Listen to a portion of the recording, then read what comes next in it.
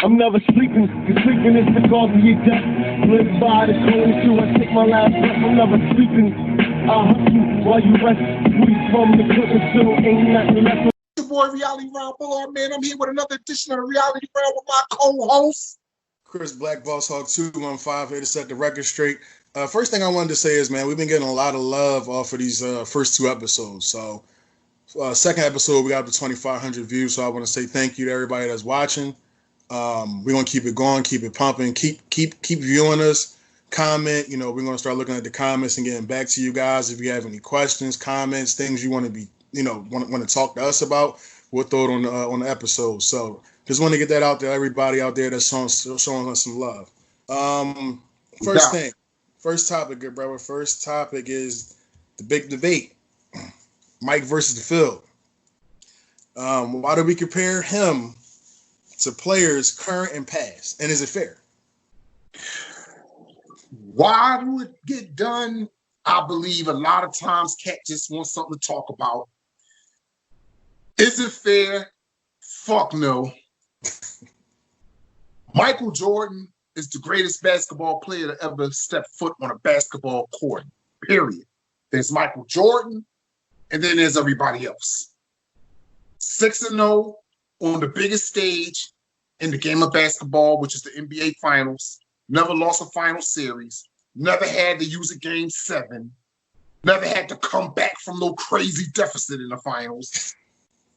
I mean, there's certain things, man. Oh, and I'm sorry, 6-time finals MVP. This is the biggest stage in professional basketball. There is no, but what about when he did this, or what about, man, you sound like a fucking idiot trying to bring up anything else when comparing his performance in the finals versus any other athlete. It's just nothing, it don't stack up. So I say this. It's not a comparison. It's not fair. And I feel as though it's a little disrespectful to other players who have given the game a lot themselves, like LeBron James, for example. He should never have to worry about being compared to Mike. He has done a lot for the NBA himself. So to compare him to that, I mean, that's just like, man, that would be like comparing Hercules to Samson. You understand? There is no comparison. You don't do that. So I would like to see people give that man more credit because he put the NBA on his back. He kept that brand like just moving along for the past almost 20 years now, going on it. Yeah, 17. He deserved more respect than that. He shouldn't have to worry about hearing Michael Jordan's name every time somebody want to talk about how great he is. Right. And it's the media. The media is a large part of the reason why this shit happens. They stir up a lot of bullshit for their own selfish gain. But I say, LeBron James, it should not be done with him. Kobe Bryant, rest in peace to the great Black Mamba, shouldn't do it with him. Although I will say that Kobe Bryant, I feel, is the closest thing to Mike we had since Mike. But you know what? Let me ask you this though. Do you think? I think that's fair because just in a sense, when you think about it, basketball-wise, LeBron's a forward, power forward basically, and Mike and Kobe were two guards. You know what I'm saying? So like, I think it's fair. I mean, we don't hear people comparing Shaq and Mike. You know what I'm saying? It's like he's a center, he's a big man, that's a guard. And I think LeBron sometimes gets that unfair comparison because he does guard shit, but he's not a guard. But he's playing point guard right now for them, ain't he? For the Lakers? He's a point forward. Right. See, and to further your point about Shaq and Jordan, like you don't hear nobody making that kind of comparison. Yet there's a bunch of fucking idiots on the internet every day that will compare Wilt Chamberlain to Jordan. Listen, I get it. Come on. I get it. And, you know, I think because that's just a numbers thing. You know what I'm saying? Okay, Wilt averaged 50 in the season. Okay, Wilt averaged 22 rebounds. You know what I'm saying? Wilt, you know what I'm saying? You know, it led the league in assists as a center back in the day. You know what I mean? So I think there's those arguments that they want to perpetuate. You know what I'm saying? And Wilt compiled a lot of those statistics when there wasn't even a fucking shot clock. And I gotta say something else too. No disrespect to the late great Wilt Chamberlain. Okay, no disrespect. But I gotta ask a question. And if any of the viewers out there know the answer to this, feel free to put this in the motherfucking comments. I want to see some footage of this 100-point game. I want to see this. I get so tired of seeing a picture of this motherfucker smiling with a piece of paper with 100 written on it. But I have yet to see any footage from this game. So somebody out there got some, if you could send it to me, send it to your boy, Reality Round Bullard, so I can put some closure to this shit. Because I'm tired. Yo, I done seen it 1,000 times, but I had yet to see one rebound, one dunk, one sprint down the floor. I ain't seen none of that shit. All I see is Fugazi. You said it didn't happen. Hey, you know what? You know what? Listen, like it's kind of like what did Dutch say from Major Figures? Fugazi, baby. Are you going in or not? Like, what is it? Like, I don't know. Like what? Honestly, I don't know. I mean, I can't say yeah or no because there's some footage of Wilt and Bill Russell doing things back in the day in black and white. As you said, there's no footage of that. It's just a picture with him smiling. I don't know. You know what I'm saying? Like, I don't know. I don't know what that equates to actually. And he didn't even look tired, so I don't know. Like, you know, 'cause I think if you score a bean, you're gonna be dead tired. There's some chucks, you're gonna be tired. Like, you know. Sweating or something. Like, what the fuck, nigga? You dry, your skin all dry and shit. You look like he was modeling. That's what it looked like. He looked like he was fucking modeling. So come on. So you made some good points in that, and I think my points. You know, I come from a different angle from things. So I mean, I think that Mike is the greatest winner that we've ever saw in the NBA.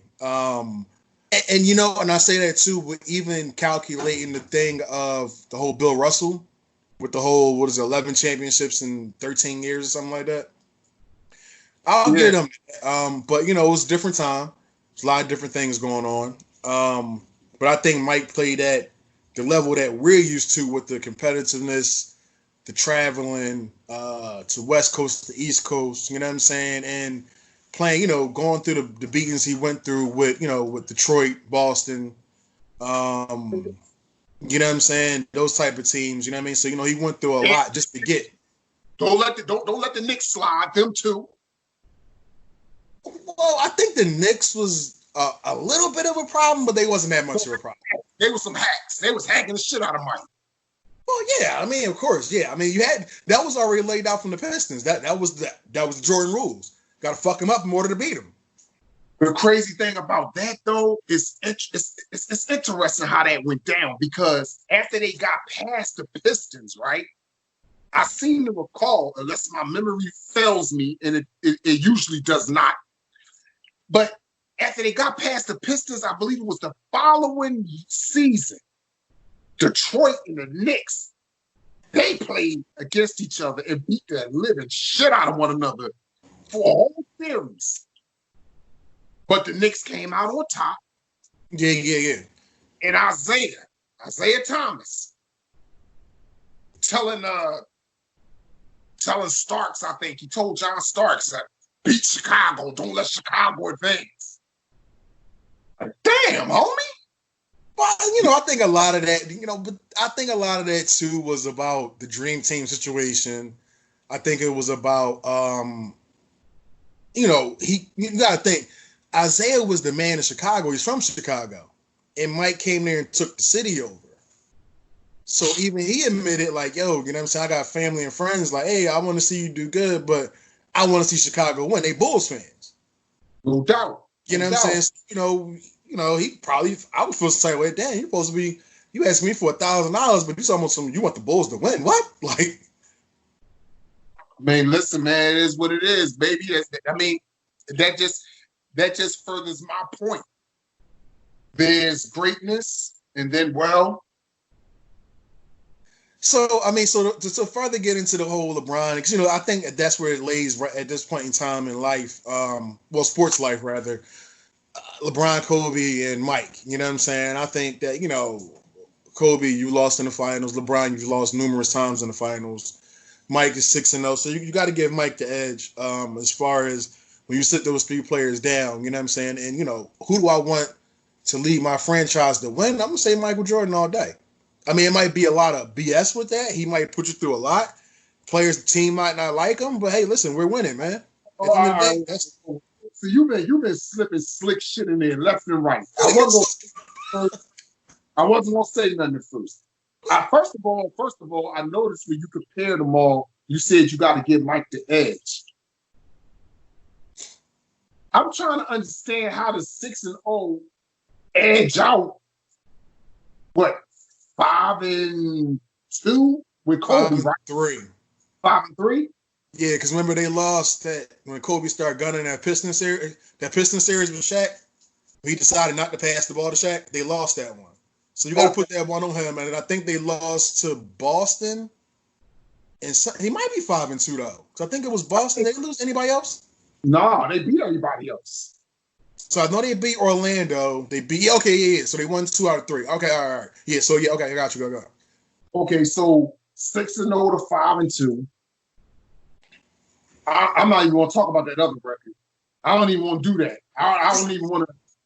You know what I'm saying? 6-0 to that shit. This team. But see, you know what though? You know what though? Honestly, and I'm not saying this to take up for LeBron. Okay. I'm a Kevin Durant fan. I think you should know this. I think you do know this. You know what I'm saying? Even though he did us dirty, but that's besides the point. He was a free agent, so whatever. I think that those last two, I don't think anybody could have beat that team. It was just too much. It was too much. It was way too much. For him to be playing with, even if he had Kyrie, Kevin Love was a shell of himself. J.R. Smith was high, apparently in one game when he just didn't know they had a timeout left and just did the craziest shit on earth. So that's two. And then the one against, and he was like 22, 23 when they played the Spurs. They had no shot in hell with Larry Hughes and Boobie Gibson. They had no shot. All right. Oh, let me ask a question. See, this gets under my skin. No, man, no, fuck that. You know why? Because I hear that shit a lot. Oh, that team when he was so young and they. Let me ask you something. Do you or do you not remember that back when he was gunning with that version of the Cavs, that team was averaging right around 60 wins a season? Okay. I mean, it's only 82 fucking games in the season. Right, but now, well, I'm not done. I'm not okay. done. They were good enough to come out of the East. See, this is what people need to say. It's all you gotta do is just make 1 or 2 adjustments in your language, and shit is all right. I already know where you're going with it. Go ahead. And stop saying that he didn't have no talent. Just say he didn't have enough. There's a difference. That's fair. There's a big fucking difference between saying he ain't have no talent versus he didn't have enough talent. But I always hear how he didn't have no talent, and I'm trying to figure that the fuck out. I'm like, what you mean? They're averaging 60 fucking wins. It got to be something over there. It got to be. You're not gonna sit here and tell me that the cupboards are bad when I see fucking cans of fucking peas and beans and shit on the shelf. Come on, man. All right, so let's say this for argument's sake, and I already know where you was going for this. So let me finish your sentence for you. They had no shot against the West. If it was the Spurs who they played, if they would have played the Suns that year, that Steve Nash and Amari Stoudemire team, they wouldn't have beat them. I think they caught Detroit slipping, and Detroit was getting old. Because remember, they beat Detroit to get there. That was that year when LeBron went off and scored like 26 straight points in the fourth quarter. You know what I'm saying? Detroit, they was long in the tooth. Sheed was old. Ben Wallace was old. You know what I'm saying? Chauncey was old. Only thing they had that was young was Rip. But, he was, he wasn't no superstar. None of them was superstars. You know what I'm saying? Nobody was ready to take over a game. It had to be a collective effort for them to win. Okay. And maybe a couple of those players, they was, in the finals, two straight years at that point? And a lot of them players, been in the league for up to maybe 10 years plus. You know what I'm saying? Like, so, maybe there's a little long in the tooth, and the Cavs, young upstart, and they caught them slipping. So I think after that, that's when that Detroit train kind of dismantled. So I think, it was a lot of factors went into that, and we're not going to give them, all right, so how about this? We're not going to give them a pass. This is what I'm going to say. LeBron is not a forward. We should not compare him to guards. There it is. That's all, and that's what I was trying to get to in the long haul. He's a forward. You got to compare him to the great forwards of the game. Point forward. He's not a guard. He's not a guard at all. Doesn't have a handle like a guard. He might run like a guard, but he doesn't have the jump shot of a guard. He's not a guard. He's a forward. So I'll leave that one at that. And saying, yeah, all right, so we'll give it to Mike. We'll say Mike is the greatest player of all time. We'll say that. But Kobe wasn't that far off. And I'm going to leave that. Kobe wasn't that far off. He wasn't that far off. And the reason why I say he wasn't that far off is because of, let's say you strip away the way he played. Yeah, he modeled his game after Mike. So I don't think too many people could have done that and actually mimic it and make it work the same exact way, but have more range. You know what I'm saying? So I think that Kobe was. Yo. What? You doing it again with the slick shit. I'm not saying nothing slick. I'm just telling you the truth. Listen, man. Listen. That's your opinion. I don't know how you arrived at that point. You know what I'm saying? I don't know what fucking bus you took. But that's your opinion. You got there some way. I don't know if you used fucking tokens. I don't know if you used a trans pass. I don't know what the fuck you did. I don't know. But the fact of the matter is, he did not have more range than Mike. Mike used to knock down 3-pointers 5 feet behind the line when the 3-point line was the 3-point line. Well, against the Blazers, that one game, all right. I mean, that it wasn't like something that was going on repeatedly. See, then you go manipulate the shit again. There you go.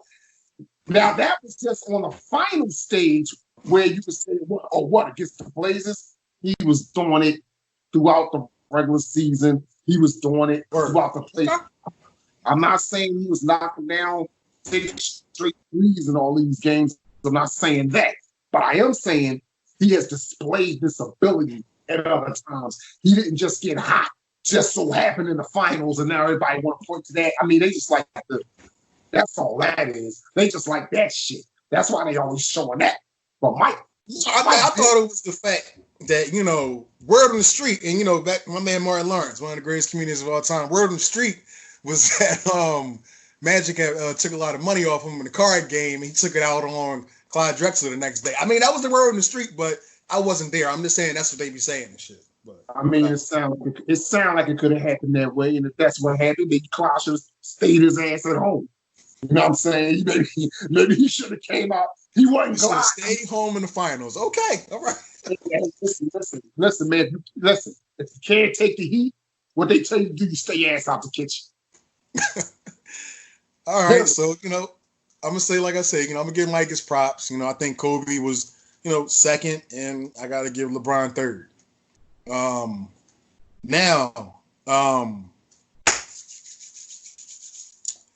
Next topic. Dr. motherfucking J. Julius Erving. Hold on. Let me say this, people. I ain't involved in this shit. This is him. He wants to perform this ambush of one of the all-time greats. But I'm gonna just step back and let him have it. Handle your business, bro. Okay, so my thing is, what's the buzz with this guy, man? I mean, and if somebody can really tell me, if you can show me, not him with a pair of nut hurgers on and the fucking rucker with an afro dunking on people, that's cool. That's okay. All right, Earl Manigault dunked on people too. I mean, show me what type of game this dude had, man. I mean, did he have a handle? Negative. Did he have a jump shot? Fuck no. Rebound, I guess. Did he have... Larry Bird was a better passer than him. Larry Bird wasn't even a passer in the sense of passer. He wasn't a magic. So what he brung dunking to the game? So you mean a guy sat up here and jumped? Why he jump from the free throw line? Okay. I think the wind helped him. It was aerodynamic. The wind helped him with his big ass afro, and he kind of just zoomed to the fucking rim. It was no style with it. It was stiff as a fucking mannequin. I need to know, what did he bring to the game besides a free throw line dunk to say that he deserves to be, some people put him as the greatest small forward of all time? How? I'll take Dominique over him in a heartbeat. I would. I'm sorry. Dominique just had more game. Don't let me get into Larry. Larry was trashing it so bad he wanted to fight him. He had to choke him all up. Why are you going to choke the white boy up? Why you got to do that? He killing you? Play some fucking defense. Do you have defense? No. Is the fucking Converse slipping on the court? Larry got on Converse too, just busting your fucking ass. Larry Bird. I need to know. Wait a minute. Larry Bird is one of the great all-time trash talkers in the history. Okay. No telling what he said to that Bush. That's why White started snapping. I mean, it's no. I'm just saying though, and then all right. So and you know what? We put a lot of emphasis on winning, right? Championships, X, Y, and Z, this, that, and the third. Right. So we're talking about Wilt, his 100-point game, and all we saw was the smiling and the 100-point poster. Not even a poster, a piece of paper, right? Right. So Doc was the man in the ABA, supposedly, right? He was the man in the ABA. Fuck he doing in the NBA? What did he do? His averages dropped all across the board.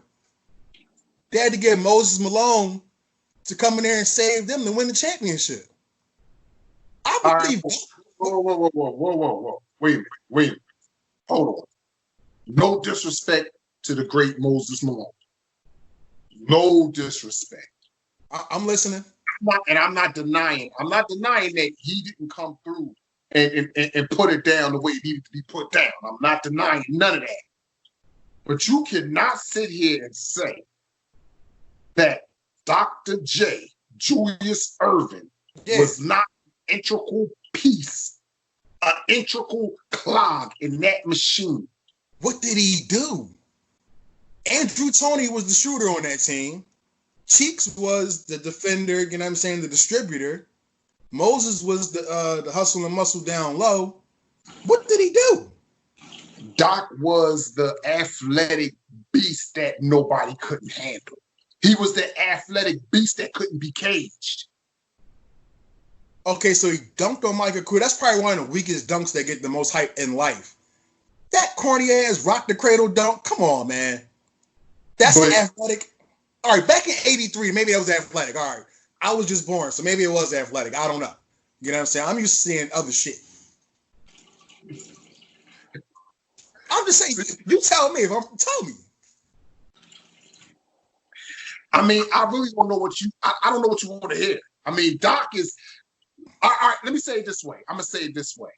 Because, I mean, I don't even think this is the kind of question that could be answered with a bunch of statistics in terms of points and rebounds and assists. I don't think it's that kind of question.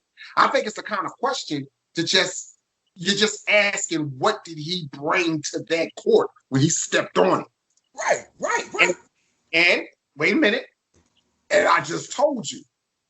See, the thing is, when you do wait, I just got. I'm gonna let you finish. I just got one question because now I know where you're going with this. So he was Jamario Moon of the Sixers. Okay, that's cool. That's fine. I get it.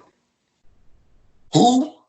Jamario Moon, the boy who could dunk from the free throw line with two hands. That's what he was. Okay, all right. I'm gonna say it again. Who? My point is No. But see, you can't say that about Doc. Everybody know who the fuck Doc is. Jamario Moon. I was about to ask you, that Warren Moon brother. What the fuck? I don't know. Shit, like who? Like, listen. All right. Maybe that was a stretch. Maybe that was a stretch. All right, I give you that. Maybe that was a stretch. It's not, man, if you an 80s baby, you know who Doc is. Man, listen, I hear all that, man. I respect that, man. But boy I mean, when you look at people, even back then, people's games, you know what I'm saying? Magic came in with the no-look passes and all that. He had a little flair, you know what I'm saying? Pistol Pete was out here handling the rock back in the 70s. Throwing no-look passes, behind the back passes, you know what I'm saying? Doc had none of that. He had none of that at all. All he was doing was he was going to grab the ball, take 2 steps, and dunk. That was it. And did anybody stop it? Yeah, Bill Walton and them back in '76 when he tried that shit and it didn't work for the series. Okay. Let me ask the reason why he had to go and get Moses, Mr. 454. He had to go get him to complete the mission. And if I'm not mistaken, Dr. J doesn't have a Finals MVP, does he? Not to my knowledge. Okay, all right. So Moses Malone has one, I believe, right? See, I could say some things about that situation, but I started off. No. I started off by saying I was not going to. I make that man no disrespect just because you threw him in the fray of this shit. I'm not going to start going out on him, but I'm not going to talk about how he used to pad his stats with his fucking rebounds, purposely missing shots, grabbing him, putting them up, missing another one. Who the fuck does that? But I mean, we ain't gonna get into that. Because that would be doing exactly what I said I wasn't going to do, which was show that man any disrespect. He's one of the all-time greats, and I really believe that. I wasn't really feeling that shit, but I really, truly believe that. Now, I'm going to say this again.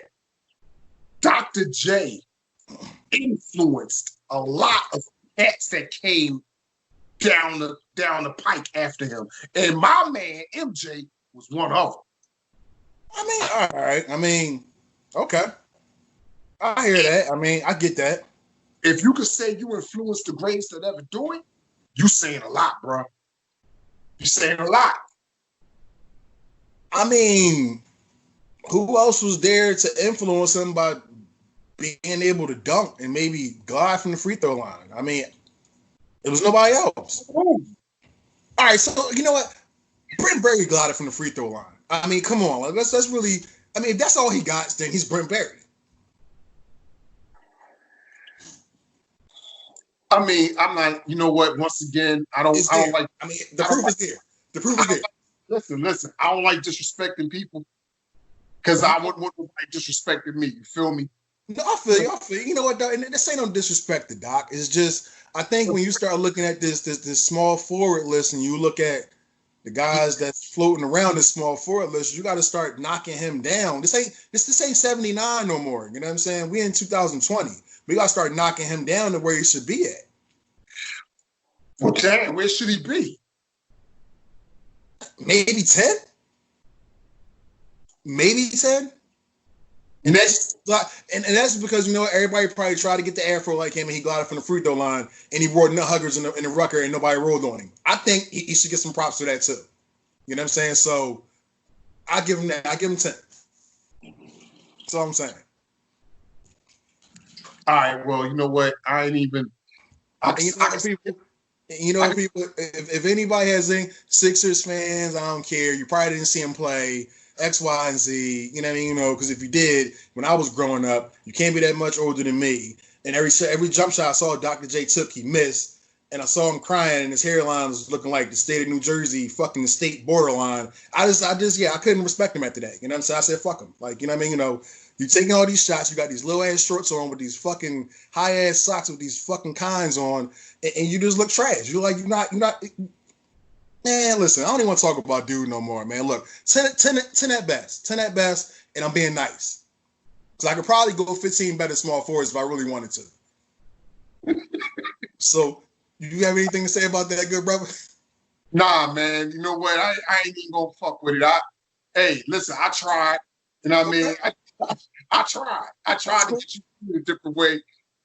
But right now, I can see that, you know, you came in, you was hyped, you was ready, you rubbed the hands, all that shit. Like, so it is what it is. Hey, listen, man, look, if anybody got any problems with it, hit me in the comments. I'll be right at you. So, moving right along. NFL schedule came out yesterday. Man, a lot of things went on with that schedule for both of our teams. I can say that much. Yes, sir. Yes, sir. A lot of things went on. So what do you think about the matchups y'all have? And do you think it's really even going to be a normal season? Like, do you think we're really going to get these matchups, or it might be flex games, or is the season starting? We really don't know too much right now. You know what I'm saying? All we know is we have a schedule. Yep, there it is. That's the whole thing in a nutshell. All we know is that we got a schedule. We know that we have the dates that they intend to play these games, the times, all of that. We got all of that down, the locations. However, as far as the schedule, the season itself being normal, man, I think life overall, period, is so far away from normal. Yeah. And I think that we just kind of this is like being in a state of denial. Right. You know what I'm saying? Right. It's like being, and now don't get me wrong. Anybody that knows me, such as yourself or anybody, man, you know I love the game of football. You know that I'm like, man, I hope and pray that it start exactly when they say it's going to start. Right. But one thing I love more than football is life. You know what I'm saying? Life preservation trumps everything. And the NFL, as you know, I've heard that they've made statements saying that not only are they going to start the season on time, they plan to have fans in the stands. And I'm really trying to figure that the fuck out. Like, how you doing that one? Yeah. Like, it's not really. I can't look down the road and see it. Hopefully, it happens exactly the way they say it's going to happen. However, I do have my doubts. I would be a fraud if I didn't say I did, and I ain't nothing like a fraud. So I feel you on that, man. I definitely do. I don't know what the season's going to look like. I don't even know if, you know what I'm saying, we're actually going to have a season. It felt good just to hear that they're trying to move forward. And that could just be something just to keep the game, you know what I'm saying, keep the fans, you know what I'm saying, with hope. It might not happen. You know what I'm saying? It might not start on time. It might be a shortened season. We don't know, but I felt good to hear, you know what I'm saying, at least they were going to try. But like you said, life preservation is more important than any sport. It's more important than anything, because without life, we ain't got none of this shit. So I think that, if it's not safe, don't do it. Don't do it. Shit, you know what? Had the team sim it out on Madden or something. I don't know. Do that. You know what I mean? A lot of teams gonna get fucking robbed trying to do that. I mean, that's another topic for another time. Yeah, if I get you started on that topic, it's probably gonna be like a 30-year conversation. Oh man. So look, right? So as I'm looking at our schedule, man, and one thing that I looked into was, primetime games. And I'm like, okay, you know what I'm saying? We got 5. I'm okay with that. I don't have a problem with primetime games. I think we have a team at this point that's used to primetime. You know what I'm saying? So I'm okay with that. I'm cool with it. But what I don't like is this. A lot of those primetime games, we're on the road as a Super Bowl champs. Why is that? Like, why y'all come on, man. Like, really? If this was on, the shoe was on our foot, and this was, dare I say, 2016 when Patriots won, or 2015, last time they won, everybody would have been coming to Foxborough. Everybody and their mom. You want to play the champs? You got to go see them. And I say that because I'm looking. We got the Texans at home, first game. Okay, you got to give us the first game at home. You got to. Ring ceremony. That goes without saying. We got to go to the Ravens. Why? I don't know. Patriots coming to us. It doesn't even make a difference now because it looks like they're tanking, honestly. But then we got to go to the Bills. No disrespect to y'all. I'm not saying anything about y'all. You know what I'm saying? But you got to, if you want to come see the champ, you got to come see the champ on their home turf. That's the way I feel. Then we go to the Buccaneers. Why are we going to the Buccaneers? Oh, because Tom Brady is there, and every other time we really played the Patriots, we had to go to Foxborough. Okay. And then I think we close our last and this is like it might be a flex primetime game. we got to go to the Saints. So every team that's slotted to be tough, we have to go on the road. Okay. Well, let me just ask this question, and I definitely did touch on that Bills comment just a little while ago. But now let me ask you. You say you got 5 primetime games, right? Right. Of that 5, are you telling me that all 5 of them are on the road? So, no. So, first primetime game is against the Texans, but that's the first game of the season. We had to have that game at home. We're the Super Bowl champs. You got to give us that. Mm-hmm. The second game is the Ravens. We go on the road. The third game is the Bills. We go on the road. Let's see here. The fourth game, the Buccaneers. Since they're a primetime situation now, we go on the road. And the Saints, we go on the road. So damn, out of your 5, 4 of them is on the road. Okay, talk about being hoes. Well, yeah. Now, with a set of circumstances like that, I definitely see I see your beef with that. Yeah. However, you do gotta own one thing with that situation. Y'all are the defending Super Bowl champions, so the travel should be pretty rough and rocky for you guys. It should be. Like now, I'm not saying that that's fair, because that is kind of crazy. Out of 5 games, just to give you just one home join, that's a little nutty. Now, when y'all come up to New Era Field, I need to speak on that. That I need to speak on. That's a Thursday night. That's going to start off the NFL week for that week.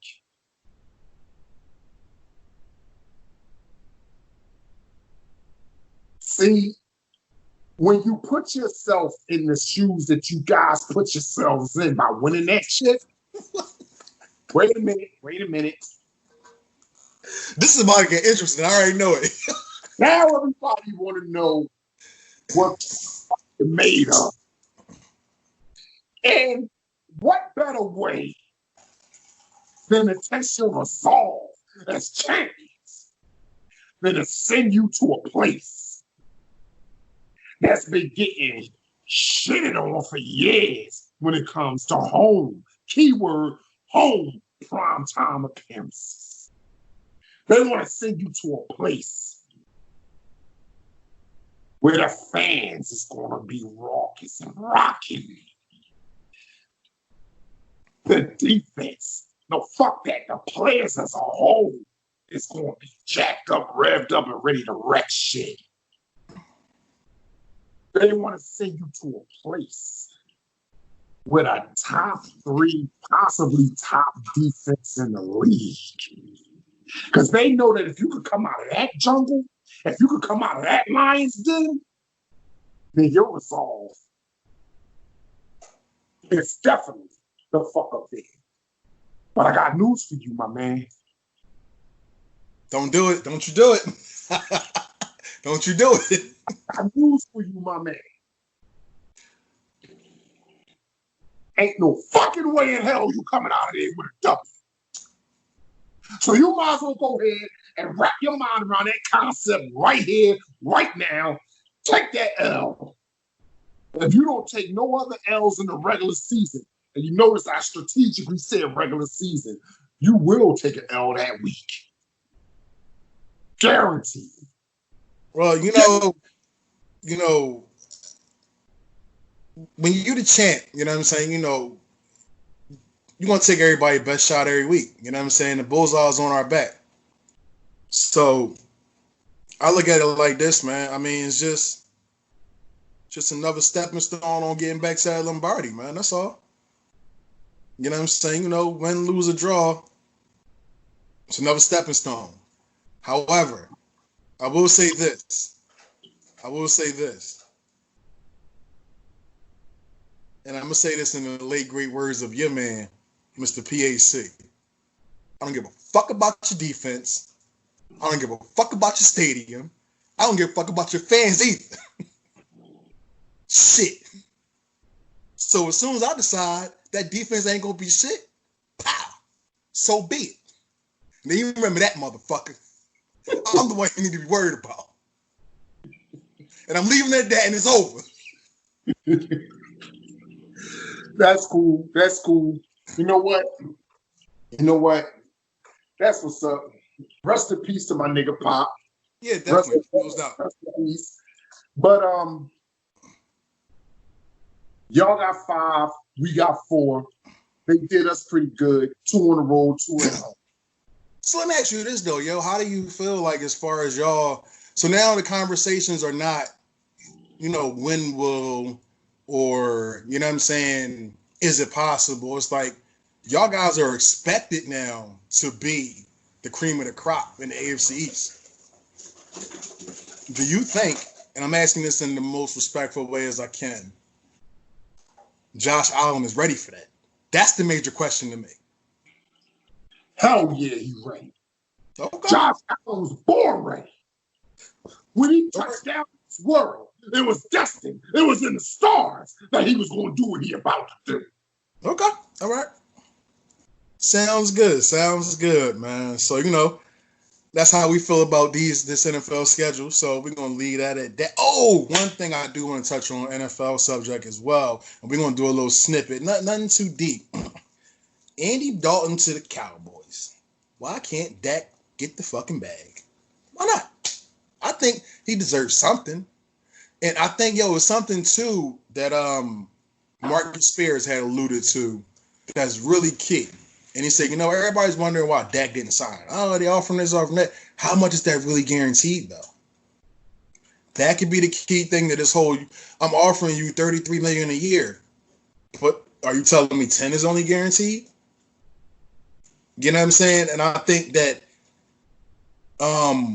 this could be not a precursor, but kind of like a push to get Dak to sign just anything. Oh, if you don't sign, we can move it along. It very well could be at this point. But see, sometimes that's why you got to be careful when you painting the floor. You don't want to paint yourself in a corner. Yeah. So not to say that Andy Dalton would come there and set the world on fire. However, he is wait 10 games.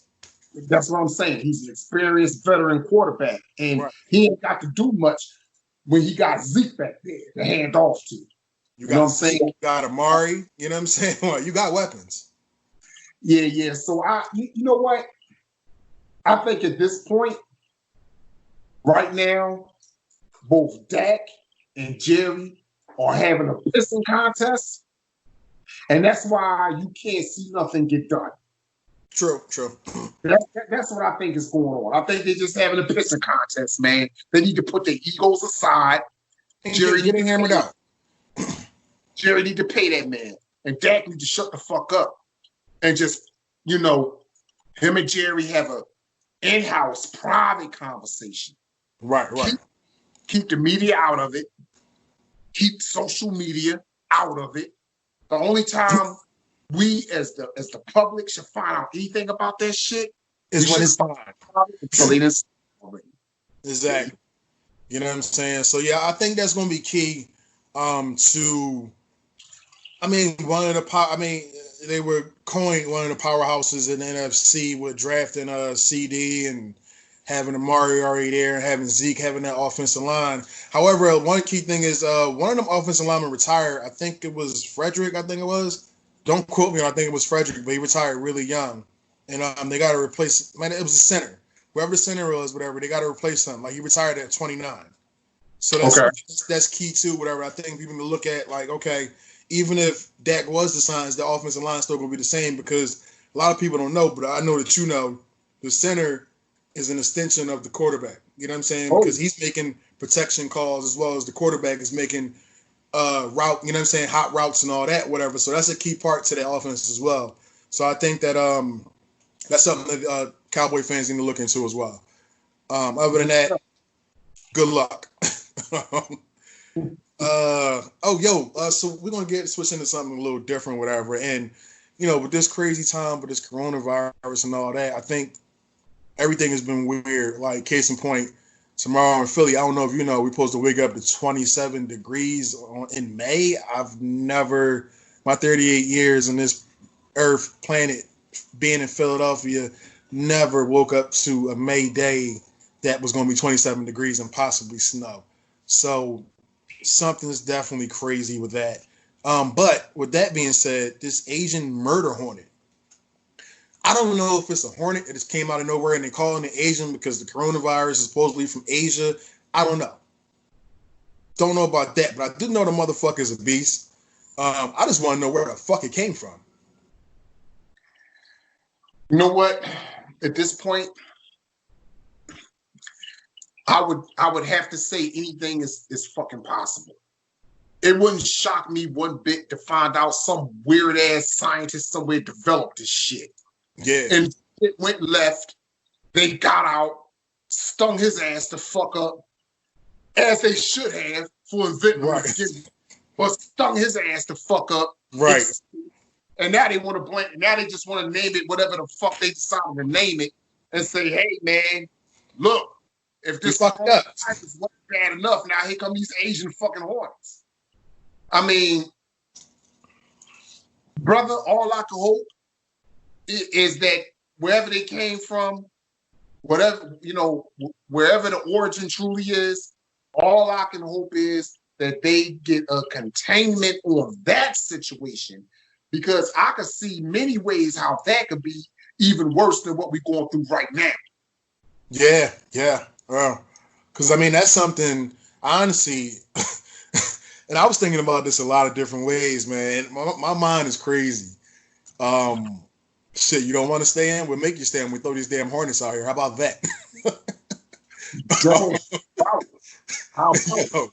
That's one thing.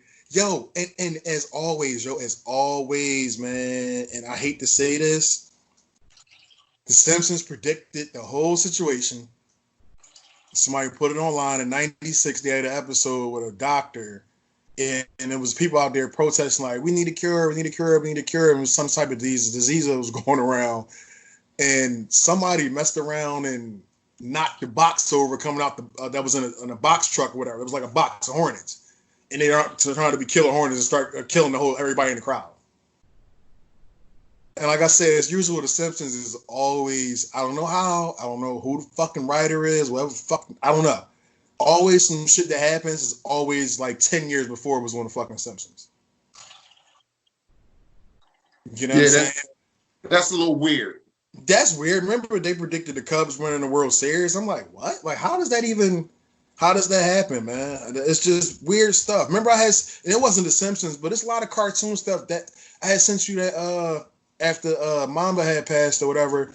I think I had sent you the cartoon when they had predicted it, but it wasn't The Simpsons, it was some other cartoon. Right. I was like, damn, like, why do these cartoons have so much insight into what's going on? I don't want to get too far deep into that, but it's just weird. And again, we living in a world, man, where nothing the fuck would surprise me.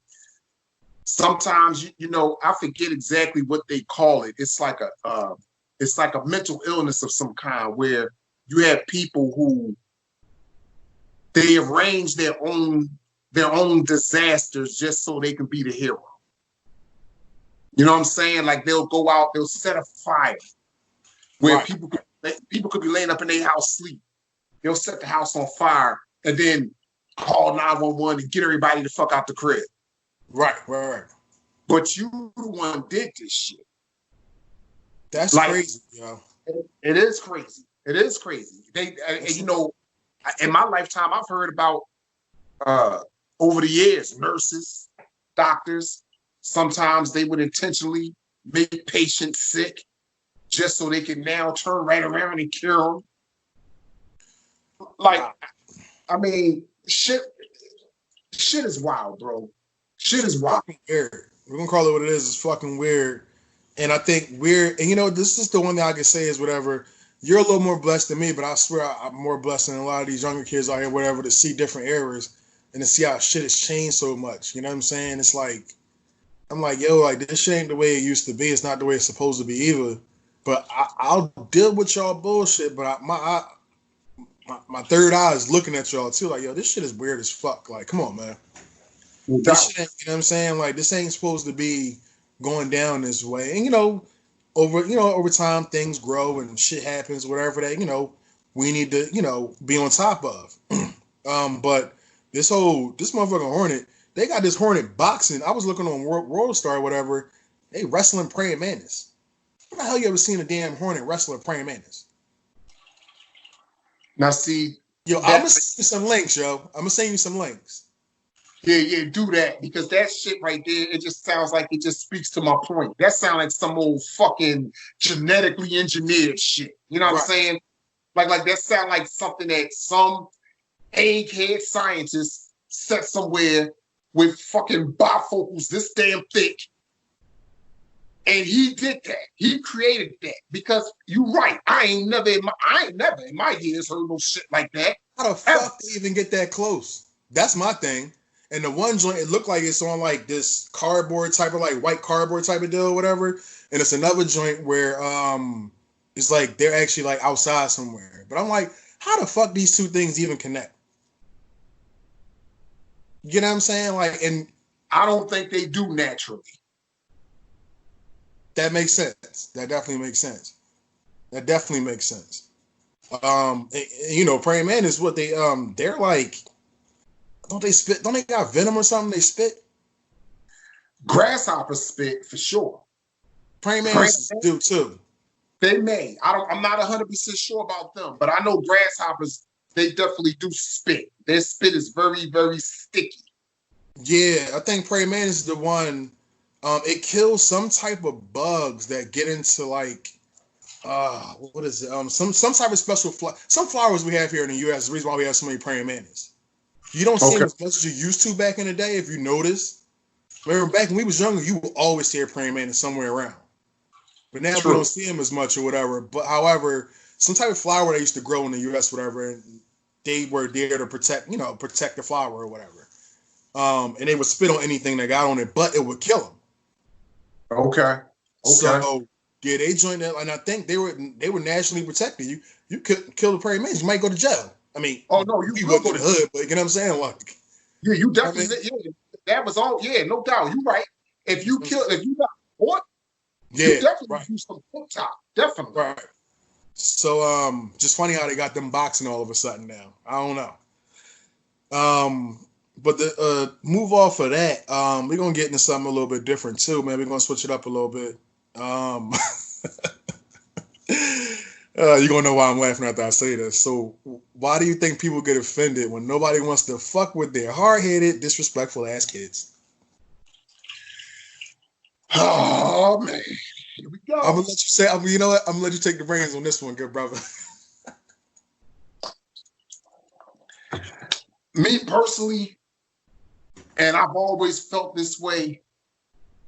I think that when you see that going on, that's just a motherfucker in their own way admitting failure as a fucking parent.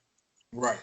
See, that's why you get so aggravated and agitated, because you know that you did not get the job done when you set out to do it.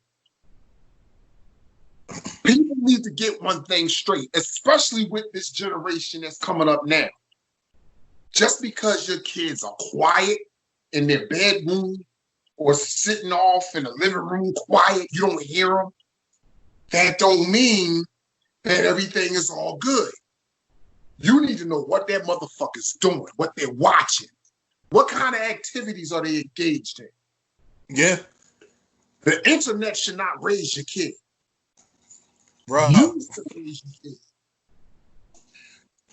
And the reason why people get so fucking mad is because they like, damn. I mean, low key, I don't even want to be bothered with this motherfucker half the time. Right. Now nobody else does. But they feel like you ain't got that right. They feel like you don't got the right to feel that way. Bullshit.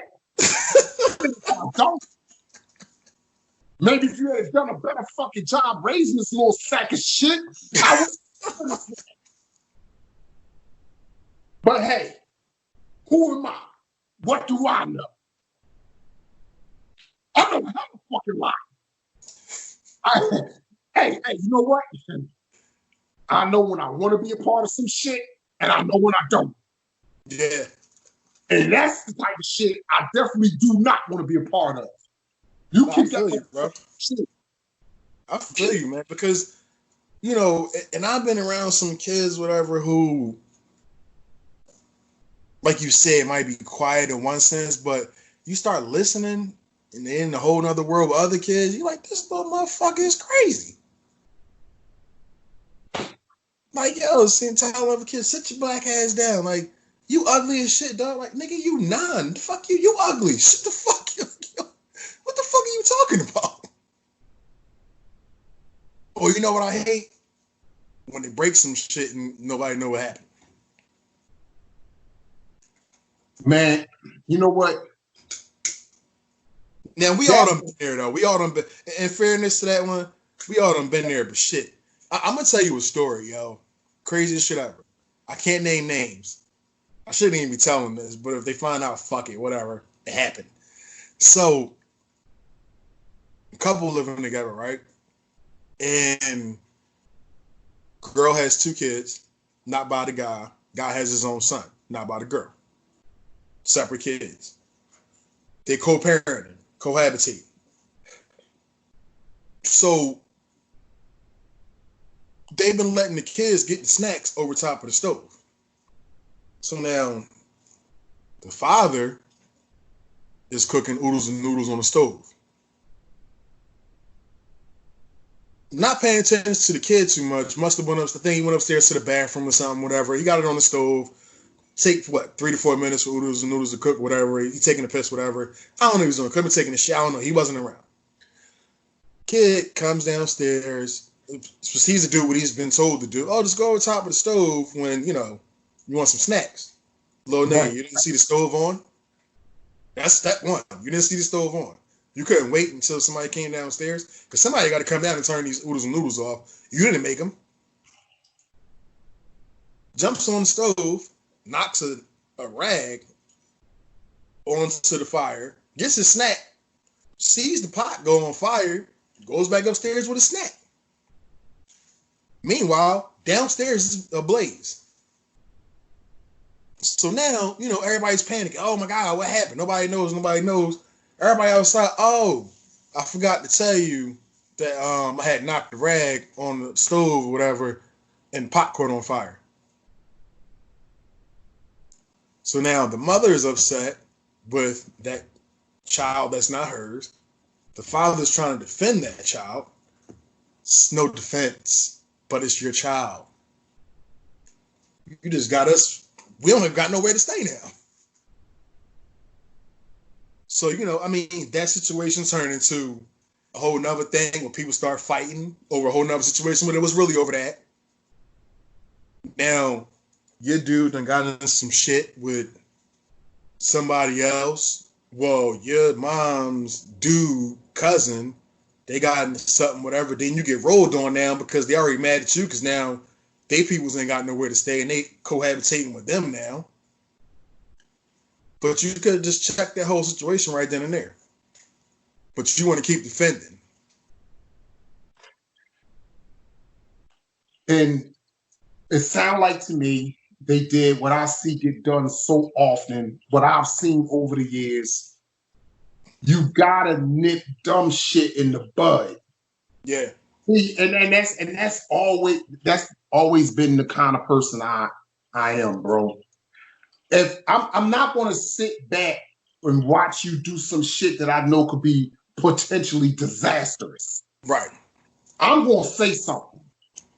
And I'm gonna say it because I know if I allow you to do it today, you're gonna do it tomorrow, the day after that, the day after that.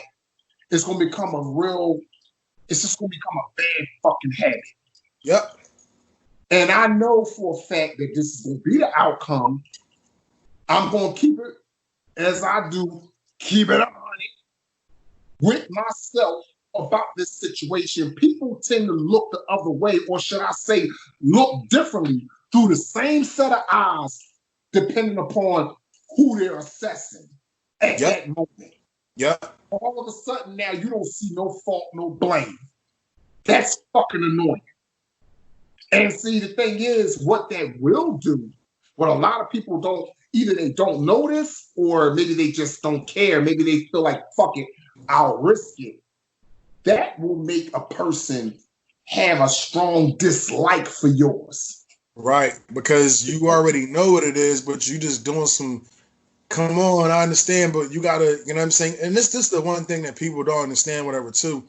We all had to grow up, you know what I'm saying? Nobody was perfect growing up. We all did some crazy shit, whatever. For sure. For sure. You got put in check for that crazy shit, too. Exactly.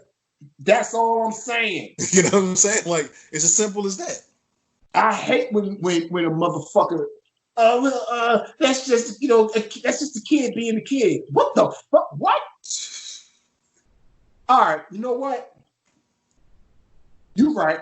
That's just a kid being a kid, huh? Okay, so why don't you take on the role of Being an adult, being a fucking adult.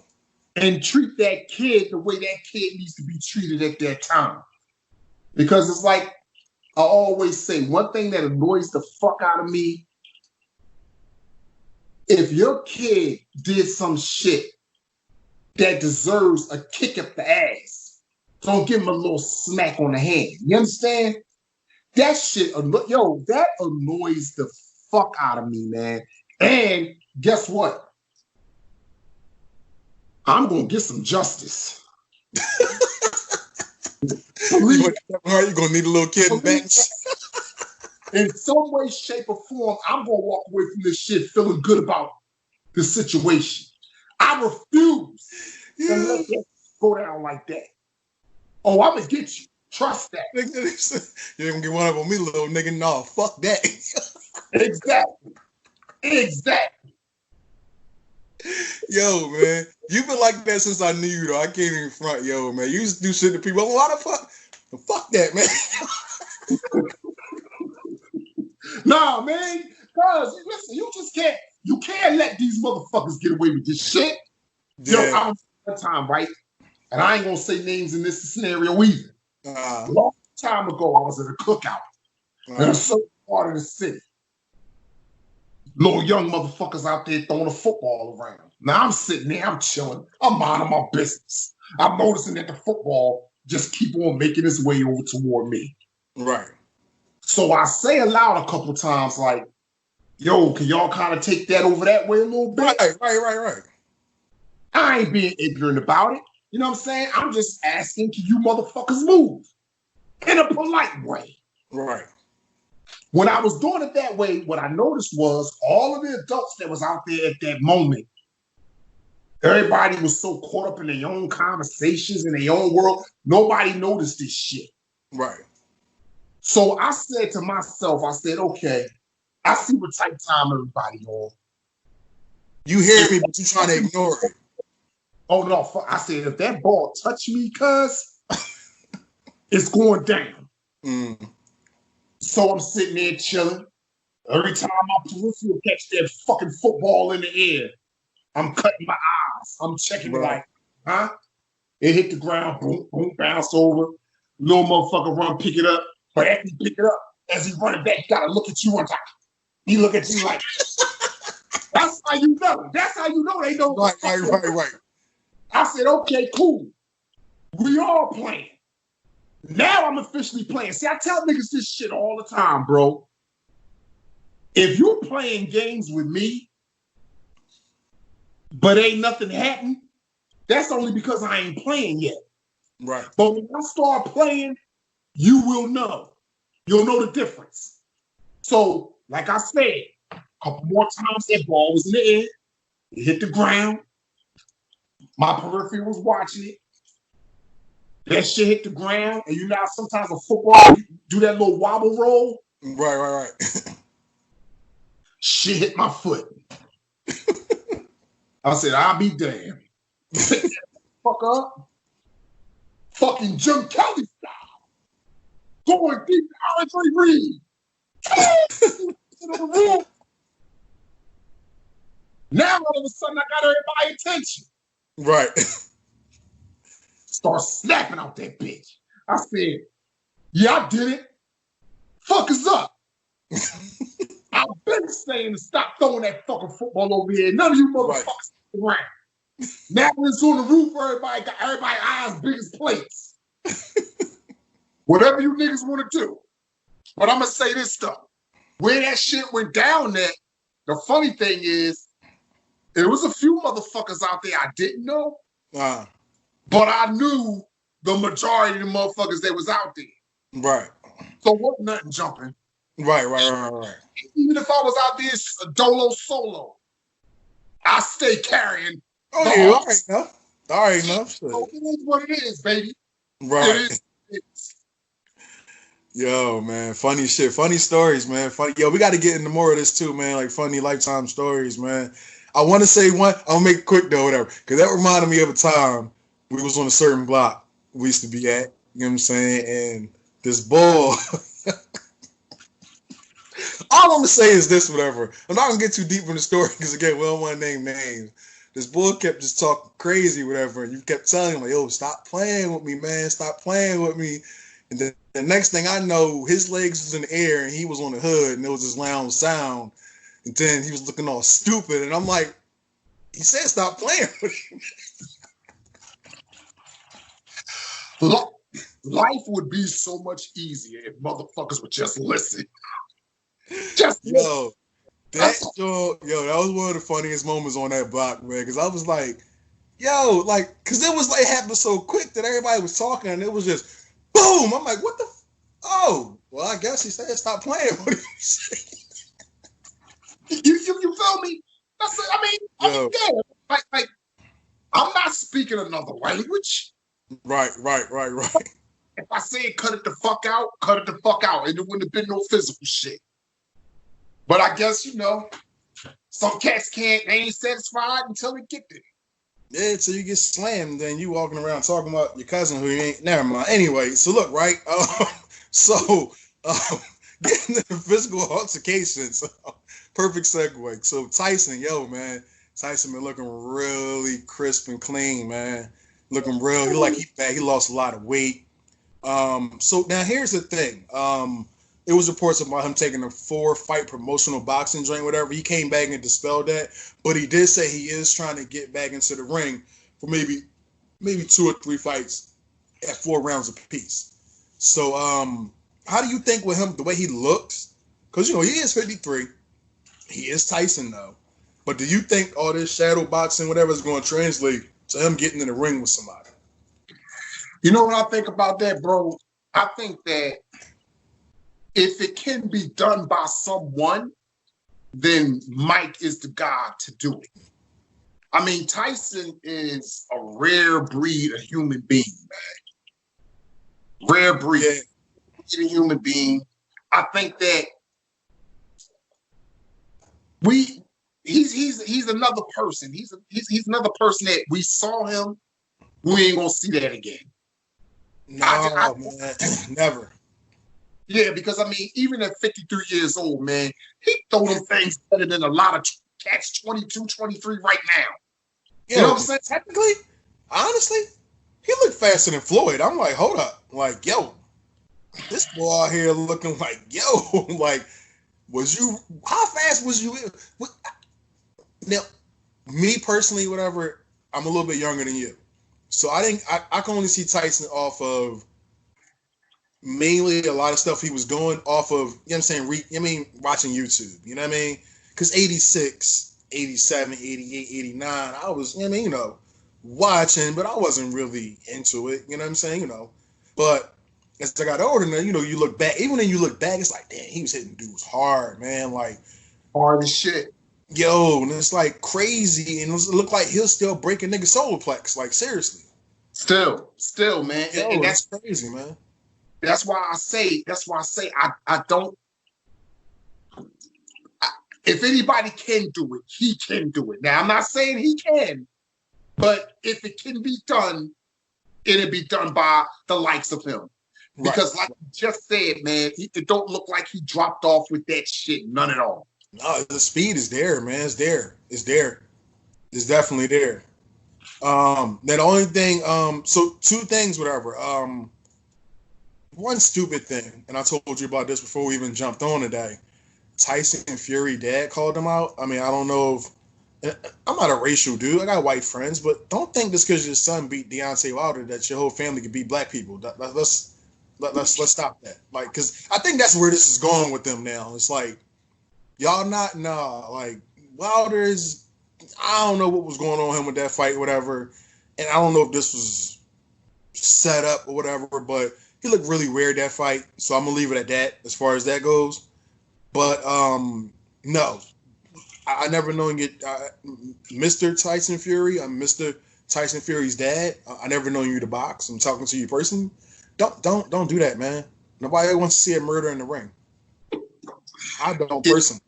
I think that, maybe he just what could have happened there. He might have just recently started a social media account and he was looking for could have been. I mean, because that's all I could really. Other than that, I really can't fathom this. Like, right. Mike Tyson looked like he was still murder. He looked like he'll murder your son. Honestly, that. But did you see the hot boxing joint with him and Sugar Ray Leonard? Yeah. Mike Tyson and Sugar Ray. I saw that. Is this Mike Tyson's podcast? When he was podcast, yeah. It's called Hot Boxing, yeah. Yeah, now, I saw it. Was it me? Or was it the alcohol that day I was drinking when I was looking at that?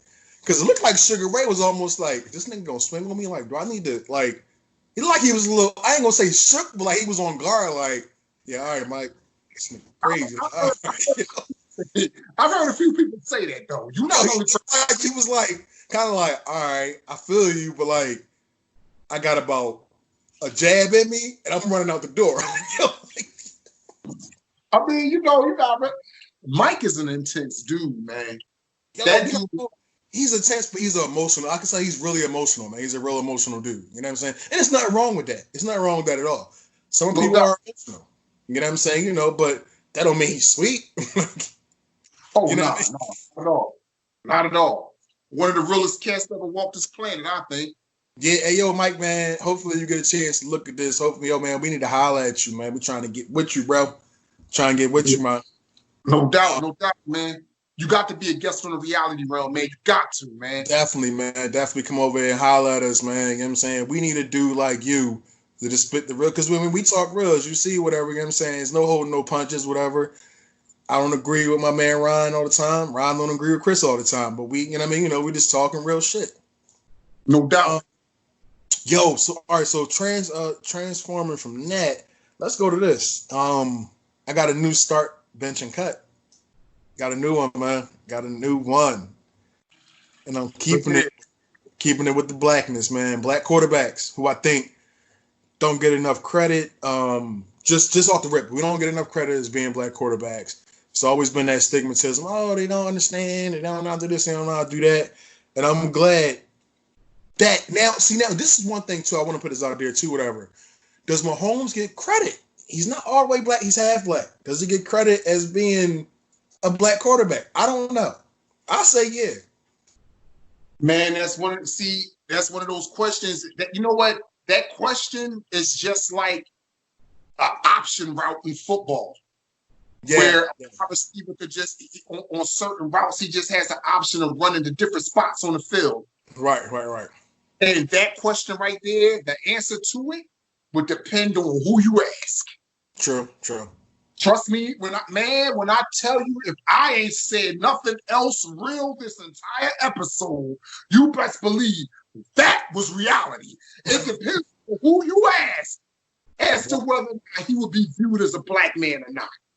Or that's real. I mean, I'll give him 60-40. I'll give him 60-40. I see some things it's not, and I see mostly it is. You know what I'm saying? But, I don't know. I'm not with him every day. I give him 60-40. Okay.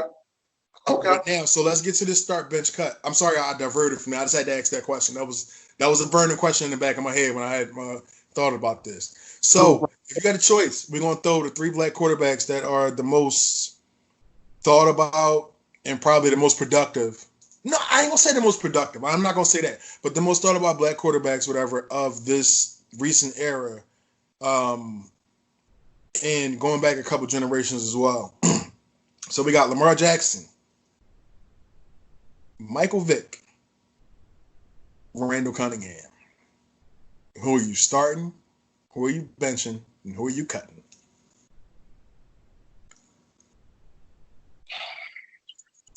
You know,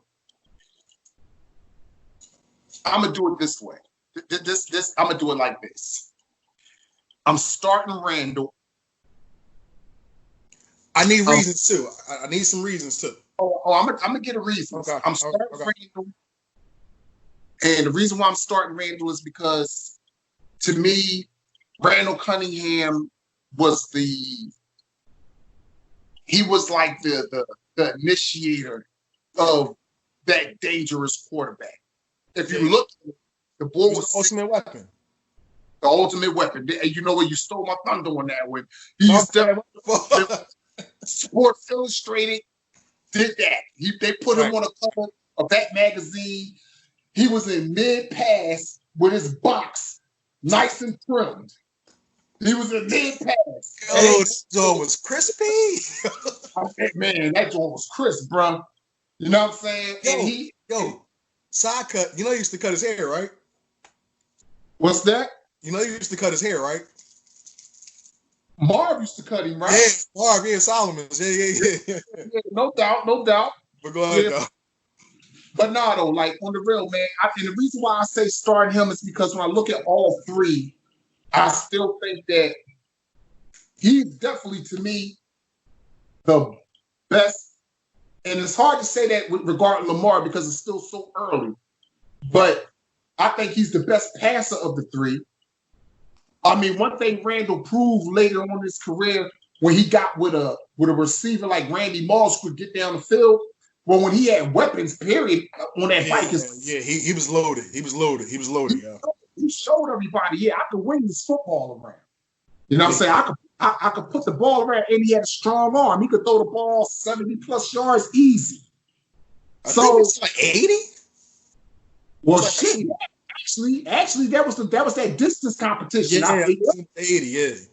So, I mean, I would go for that reason. I say start him. I'm going to bench Lamar, and I hate to say this because it seems like I'm just shunning Vic because I love all three quarterbacks. By the way, let me just go ahead and put that out there. I like all three. No, you didn't. You hated Vic when we used to play Madden with Nelly, man. Come on, you hated Vic. It wasn't Michael Vick the man. It was Michael Vick the Madden character that got on my nerves. You know what I'm saying? Every time you think you got his ass fat, he's and running back 20 yards just to run 50. Yeah, I remember that, yo. I used to hate that, yo. Man, fuck out of here with that shit.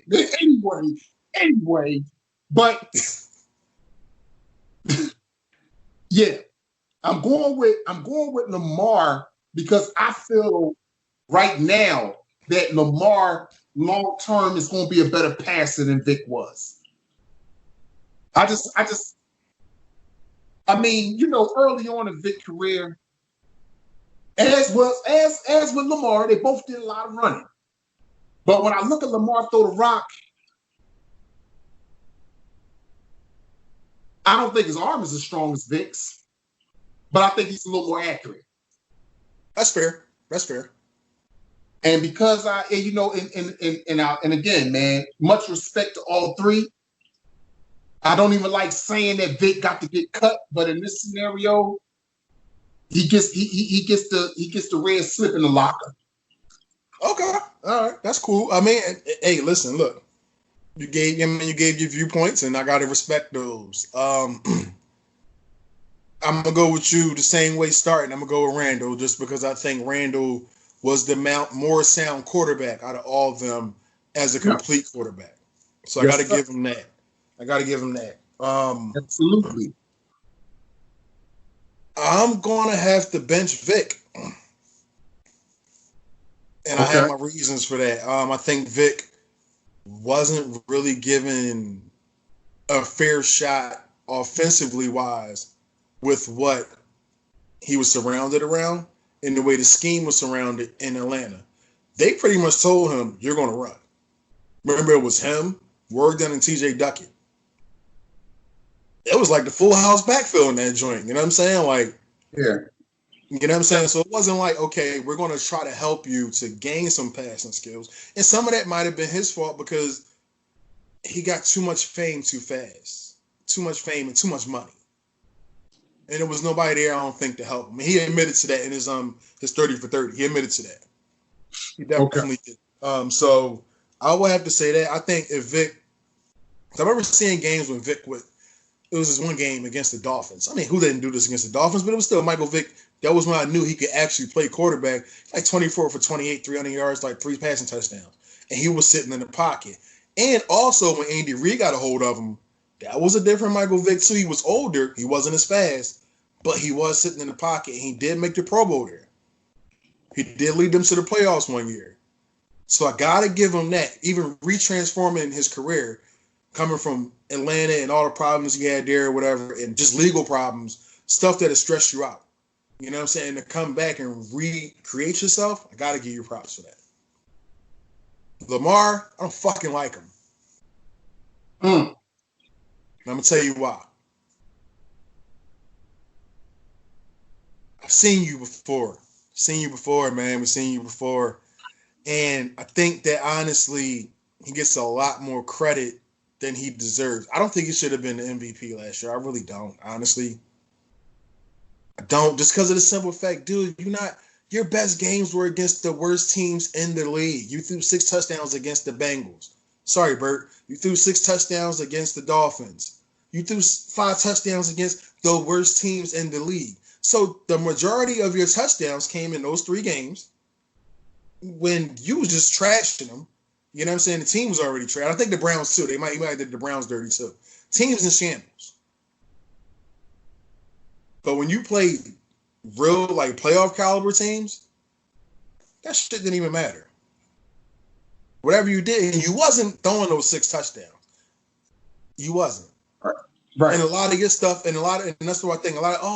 He's a great running quarterback. Yeah, but a lot of his stuff is off a breakdown of him dropping back and the threat of those 2 tight ends coming down the field and Hollywood Henderson going deep.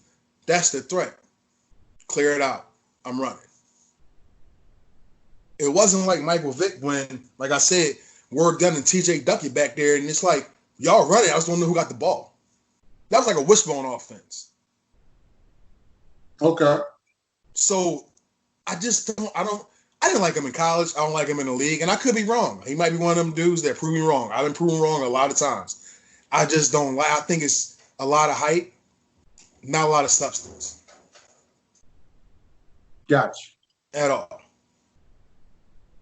So I'll say that. So, yeah, I got to start Randall, benching Vic, and I'm cutting Lamar Jackson. I really don't dislike you, dude. I don't know you, but I just don't like the way you're being hyped. That's all. For sure. Yo, we got to close it out with this, man. COVID,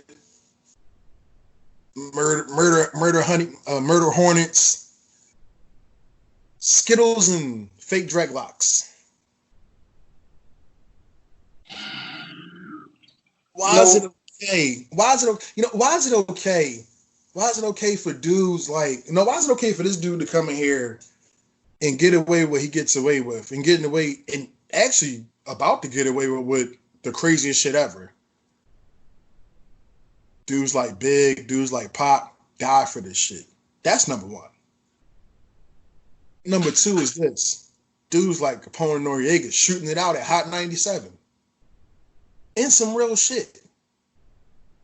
But you claim a certain whatever, and you really wasn't that, which we found out later on. You was just a bag for those real dudes. And now it's okay. Hey, man, he said what he said. It's all right. We want to hear more music. Third, you fucking fake-ass Fred Joe Star. You fucking fake-ass... Yo, he's a fake-ass Onyx, man. I feel as though he raped Onyx's whole fucking style, dog. He don't have the lyricism, but just the hypeness and the way he tried to present himself. Right. Nah, I don't dig it, man. I don't dig it at all. I don't. So if you see this joint, fuck you. I don't care. You ain't tough, nigga. You know what? I think that I believe this, right? He's an extension of what's fucked up about these new cats out here today. Yeah. For one, you can't play the pick and choose game. You can't be against a rat today, but embrace a rat tomorrow. In my book, whatever negative thing you want to say about a rat, once you put a move like that, you every bit as grimy, dirty, whatever you want to label him, whatever. Yeah, that's sure. you 10 times over. You might be worse. Real track. Because if a rat nigga is a rat nigga 24/7, but you just, if this being a fence, you like this with yours, I would say at least this rat motherfucker is straight up about who he or she is, because bitches could be rats too. Yeah, and most of the time that's how niggas get lined up. So anybody that would embrace, anybody that would pick up what this motherfucker's putting down, and we're not saying his name purposely because we're not gonna add to the shit. Right. That's the reason why we ain't said his name. We're not gonna help his cause, because by saying his name, now it looks like, oh well, damn, why? You know what? Y'all helping him out. This is what the average dick eater would say in the comments. Oh, y'all helping him out by saying his name. No, nigga, we ain't saying his name. Y'all know what we're talking about. Ain't like we scared, we just ain't gonna do it. We just ain't gonna do it. It's not worth. It ain't worth our time to say this cat name, because the box he put himself in, I ain't gonna never ever be in. You already, man. And you know what though, honestly, man, you know what? Fuck ball, man. We're just gonna sit up here, we're gonna wrap this shit up. Cause you know what? We done said too much already. We said what we had to say. Fuck him. Fans, we love y'all. Please keep tuning in. Comment. Tell us what you want to hear about, and we're gonna deliver. My man gonna close the show out. Well, like I always tell y'all, man, thanks for kicking it with two real brothers who put it down like no motherfucking other. Your boy Reality Ron Bullard, my main man Chris Black. Why the fuck would you tune in to hear anybody else when you can always tune in to the niggas that put that shit down that's heartfelt? Until next week, it's your boy, Reality Ron Bullard, my main man, Chris Black. This is the Reality Realm. Y'all better be back, because if y'all ain't,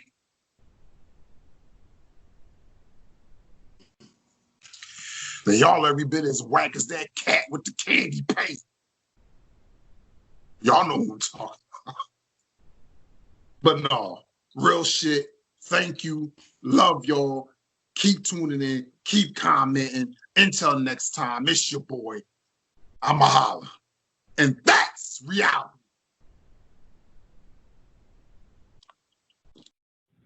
I'm never sleeping, cause sleeping is the cause of your death.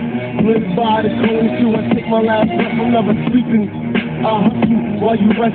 We from the cooking till ain't nothing left.